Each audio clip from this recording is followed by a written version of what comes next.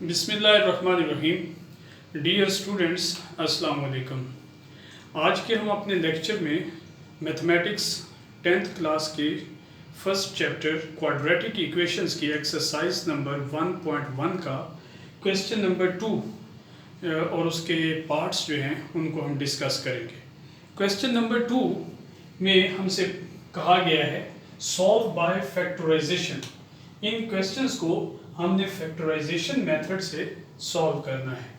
तो इस सिलसिले में जो पहला क्वेश्चन है वो है x के -x -20 इक्वल टू 0। हमने इसके फैक्टर्स बनाने हैं। जब हम फैक्टर्स की बात करते हैं तो इस किस्म के सवालों में अमूमन 3 टर्म्स जो हैं वो दी गई होती हैं, और अगर कभी 3 टर्म्स से ज़्यादा हों तो उनकी आपस में कैलकुलेशंस के बाद, मैथमेटिकल मैनिपुलेशन के बाद फाइनली हमारे पास 3 टर्म्स जो हैं वो बकिया बचती हैं। और उन 3 टर्म्स में से अमूमन जो टर्म जो है हमारे पास, वो जो 3 टर्म्स हैं उनमें से पहली टर्म जो है क्वाड्रेटिक इक्वेशन में वो हमारे पास x² वेरिएबल पर मुश्तमिल होती है, दूसरी हमारे पास x, और लास्ट पे हमारे पास अमूमन कांस्टेंट होता है। तो जो हमारे पास x वाली टर्म है उसके अगर आप कोएफिशिएंट पर गौर करें तो हमारे पास यहाँ पे -1 है। सो हम फैक्टर्स इस अंदाज में बनाएंगे कि हमने 2 ऐसे नंबर्स चूज करने हैं जिनको अगर हम मल्टीप्लाई करें तो हमारे पास ये -20x² है। ये देखिए, ये -20 है कांस्टेंट, इसको हम मल्टीप्लाई करते हैं x² के साथ तो हमारे पास आता है -20x²। तो 2 ऐसे नंबर्स आप चूज कीजिए जिनको मल्टीप्लाई करने से हमारे पास -20 आए, और अगर हम उन 2 नंबर्स को ऐड करें तो हमारे पास -1 आए। ये जो x का कोएफिशिएंट है -1 ये है। तो ऐसे 2 नंबर्स जो हैं देखिए, ये -5 और +4 है, क्योंकि -5 को अगर हम +4 से मल्टीप्लाई करेंगे तो हमारे पास -20 आएगा, और अगर हम इनमें को आपस में ऐड करेंगे तो हमारे पास ये -1 आएगा। ओके, तो इस तरीके से हम उन 2 नंबर्स को ढूंढने में कामयाब हो गए। सो हम यहां पर लिखेंगे -5x + 4x। तो देखिए, ये जो -5x + 4x है जिसको हमने -x की जगह पर लेकर आए हैं, ये -5x और ये +4x। तो ये जो 2 टर्म्स हैं ये एक्चुअली -1x के ही इक्वल हैं। लिहाजा हमारे पास ये जो नई इक्वेशन हमने इस पहली इक्वेशन की जगह पर लिखी है, ये नई इक्वेशन उस इक्वेशन के इक्विवेलेंट है। वैसे इक्वेशन को कोई फर्क नहीं पड़ा, लेकिन अब हमारे पास टोटल 4 टर्म्स आ गई हैं, और अब हम क्या करने वाले हैं, हम इन पहली 2 टर्म्स को आपस में इस अंदाज में मतलब इसमें से कॉमन लेंगे। तो आप देखिए, x² और -5x इन दोनों में से x कॉमन लिया जा सकता है। सो x कॉमन लेने से ये हमारे पास बचेगा यहाँ पर x माइनस, और यहाँ से x आप कॉमन ले चुके हैं, लिहाजा यहाँ पर बचेगा -5। और इन 2 टर्म्स जो हैं, ये जो आपके पास 4x और -20, इनमें से आप 4 को कॉमन लीजिए तो आपके पास बचेगा x - 5 = 0। तो अब हमारे पास फिर 2 टर्म्स हैं, एक ये वाली टर्म है x × x - 5, और दूसरी हमारे पास है 4 × x - 5। तो इन दोनों टर्म्स में से आपके पास ये x - 5 यानी ब्रैकेट वाली जो नंबर है, ये ब्रैकेट हमारे पास कॉमन है। सो हम इस ब्रैकेट को कॉमन लेंगे, और इस फर्स्ट टर्म में हमारे पास बचेगा x, और सेकंड टर्म में हमारे पास बचेगा +4, तो उसको हम दूसरी ब्रैकेट में लिख देंगे = 0।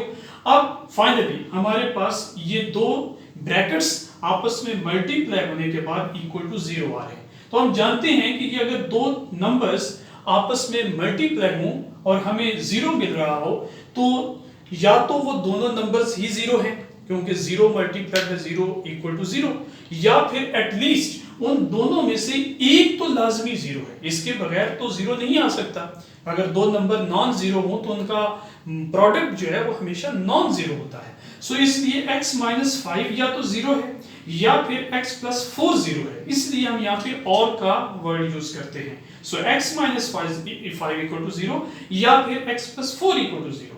सो इन द केस अगर आपके पास x माइनस 5 जीरो है तो फिर ये x जो है वो इक्वल टू 5 होना चाहिए, क्योंकि ये माइनस 5 दूसरी तरफ जाकर 5 हो जाएगा। और अगर x प्लस 4 इक्वल टू 0 है तो ऐसे सूत्र में ये x इक्वल टू माइनस 4 हो जाएगा। सो फाइनली हमारे पास क्वाड्रेटिक इक्वेशन को सॉल्व करने से दो x की वैल्यूज आती हैं, एक माइनस 4 और दूसरी 5। सो जो x के रिजल्ट्स हैं उनको हम सॉल्यूशन सेट में दरमियानी ब्रैकेट्स के अंदर या इनको करली ब्रैकेट्स के अंदर हम लिखते हैं -4, 5। तो ये एक रवायत है कि हम x की जो छोटी वैल्यू इसको पहले लिखते हैं सेट में और बड़ी वैल्यू को बाद में लिखते हैं। अगर आप इसको फॉलो नहीं भी करते तो कोई हर्ज नहीं, लेकिन ज्यादातर इसको बेहतर यही समझा जाता है कि आप छोटी वैल्यू को पहले लिखें और बड़ी वैल्यू को बाद में लिखें। तो इस तरह हमारे पास सॉल्यूशन सेट आ जाता है बाय फैक्टराइजेशन मेथड। जी, तो अब हम दूसरे पार्ट की तरफ चलते हैं। ये क्वेश्चन नंबर 2 का second part, 3y² equal to y into y minus 5।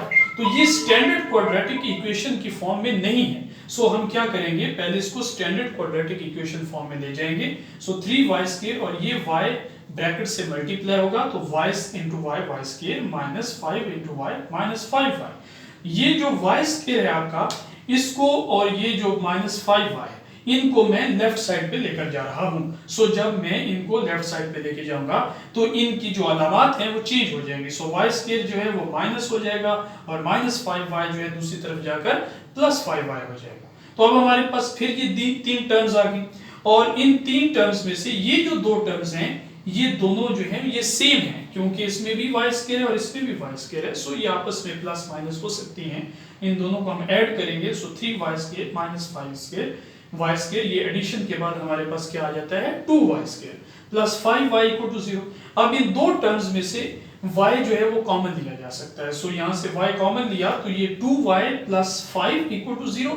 तो अब हमारे पास ये दो जो है एक ब्रैकेट और एक y ये आपस में मल्टीप्लाई हो रहे हैं और इक्वल टू 0 आ रहा है। तो जो हमने बात ऊपर की थी कि अगर दो चीजें आपस में ज़रब होने के बाद 0 आए तो उनमें से कम एक 0 है, तो या तो y इक्वल टू 0 है या फिर 2y प्लस 5 इक्वल टू 0 है। सो एक तो हमारे पास रिजल्ट y का 0 आ गया और दूसरा हमारे पास 2y प्लस 5 इक्वल टू 0, जिसमें ये 5 उस तरफ जाके माइनस 5 और फिर ये 2 चूंकि y से मल्टीप्लाई हो रहा है तो ये उधर जाके डिवाइड हो जाएगा। सो हमारे पास y इक्वल टू -5/2 आ जाएगा और सॉल्यूशन सेट में -5/2 और 0 ये दो रिजल्ट्स हमारे पास इस क्वाड्रेटिक इक्वेशन को सॉल्व करने से आ जाते हैं। ओके, तो थर्ड पार्ट की तरफ बढ़ते हैं। थर्ड पार्ट में क्या है 4 minus 32x equal to 17x²। तो इसको जब हम रीअरेंज करेंगे तो x² की टर्म को हम सबसे पहले लिखेंगे। सो मैंने क्या किया है कि ये जो लेफ्ट साइड की टर्म है इसको राइट साइड पर लेकर गया हूं। सो जो लेफ्ट साइड की टर्म्स हैं इनकी जो सिंबल्स हैं इनकी जो अलामतें हैं वो चेंज हो जाएंगी। ये -32x प्लस 32x हो गया और 4 जो है वो -4 हो गया। तो ये उस तरफ गए हैं और फिर मैंने इनको रीअरेंज करने के बाद इस स्टाइल में लिख दिया है। तो ये जो है इसको आपने खुद बाय फैक्टराइजेशन मेथड सॉल्व करना है और सॉल्व होने के बाद आप इसको हमारे कमेंट बॉक्स में या फिर हमारे जो व्हाट्सएप ग्रुप है जिसका लिंक डिस्क्रिप्शन में दिया है वहां पर हमें इसको जरूर आप सेंड कीजिएगा, जिससे हमें पता चलेगा कि आप हमारी वीडियो को फॉलो अप कर रहे हैं। ओके, नेक्स्ट जो फोर्थ पार्ट है उसको देख लेते हैं। x² minus 11x equal to 152। So x² minus 11x और ये 152 लेफ्ट साइड पर जाकर -152 इक्वल टू 0 हो गया। अब हमारे पास ये तीन टर्म्स हैं और फिर ये फर्स्ट पार्ट की तरह हम क्या करने वाले हैं कि -152 जो है इसको हम मल्टीप्लाई करेंगे x² के साथ। तो हमारे पास ये आ जाता है -152x²। सो ये जो -152 है तो हम क्या करेंगे, हम ऐसे दो नंबर्स की तलाश में हैं जिनको हम मल्टीप्लाई करें तो हमारे पास आ जाए -152 और अगर हम उन दो नंबर्स को ऐड करें तो हमारे पास आए -11। सो ऐसे दो नंबर्स ढूंढने के लिए हम क्या कर रहे हैं, हम यहाँ डिवीजन का अमल करेंगे। सो 152 के जब हम फैक्टर्स बनाएंगे तो ये हमारे पास 2, 2, 2 एंड 19 आते हैं।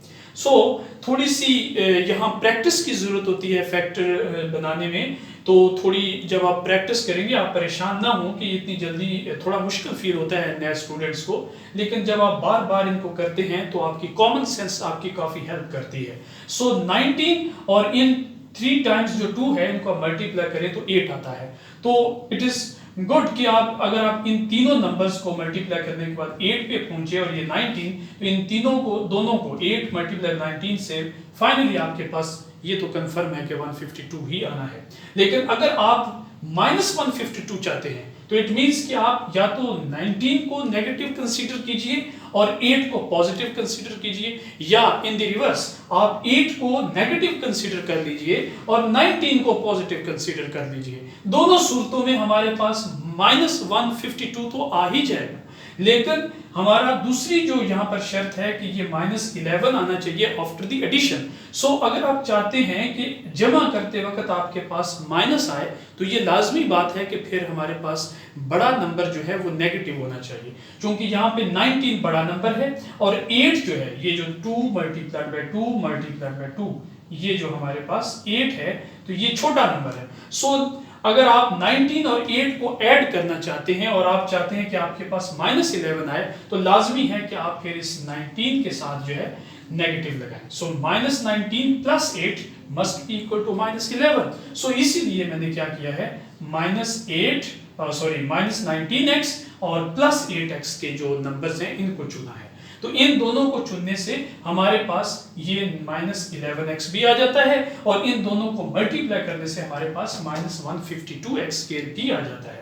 अब ये 4 टर्म्स आ गई, इनमें से पहली 2 टर्म्स में से आप x को कॉमन ले लीजिए तो x -19 आ जाएगा, और यहाँ से आप 8 कॉमन ले लीजिए तो यहाँ भी x -19 आ जाएगा। एक और इंपॉर्टेंट बात कि जब आप फैक्टराइजेशन कर रहे होते हैं और इन 4 टर्म्स के बाद जब आप कॉमन लेने का अमल करते हैं तो अगली जो 2 टर्म्स हासिल होती हैं जिनमें से एक ब्रैकेट वाली होती है, तो ये जो 2 ब्रैकेट्स हैं ये आपस में सेम होनी चाहिए। अगर ये आपस में सेम है तो इसका मतलब है कि आपका ऊपर फैक्टराइजेशन का ये जो अमल है या जो 2 नंबर आपने चुने हैं वो वाला अमल बिल्कुल ठीक है, आप बिल्कुल बेफिक्र होकर आप क्वेश्चन को सॉल्व कीजिए।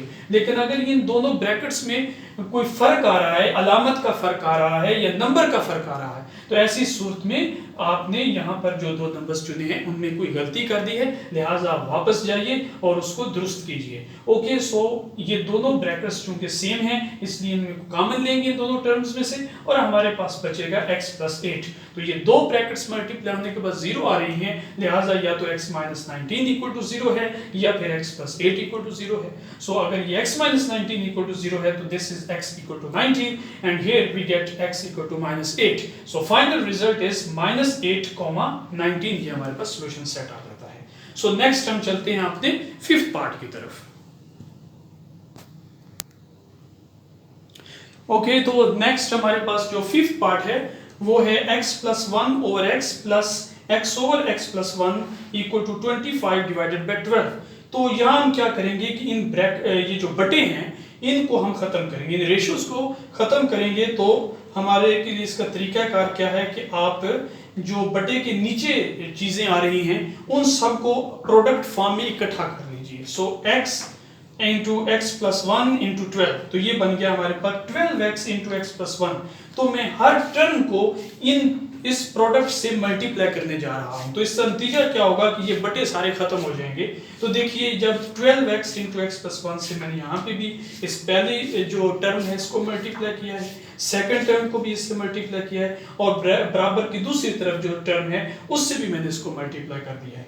नतीजा क्या हुआ है कि जो भी बटे के नीचे चीज है वो इनसे कैंसिल हो गई। सो x यहाँ x से कैंसिल हो गया है, x + 1 x + 1 से कैंसिल हो गया और यहाँ पे 12 से कैंसिल हो गया।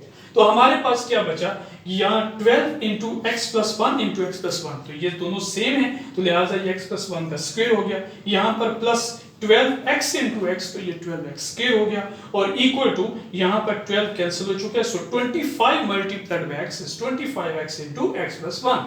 और नेक्स्ट हमने क्या किया है कि x + 1 होल स्क्वायर, इस ब्रैकेट को हमने ओपन किया है स्क्वायर का फार्मूला लगाते हुए। सो फर्स्ट टर्म का square plus first × second term multiplied by 2, this is 2x + 1 का स्क्वायर हमारे पास 1 ही होता है। So plus 12x square = 25x × x 25x square और प्लस 25x × 1 is 25x। तो नेक्स्ट हम क्या करेंगे कि इस 12 को हम इस ब्रैकेट से मल्टीप्लाई करने जा रहे हैं। तो हमने मल्टीप्लाई करके इस रिजल्ट को यहाँ पे लिखा plus 12x as it is लिख दिया और ये भी एज इट इज दोनों टर्म्स लिख दी हैं।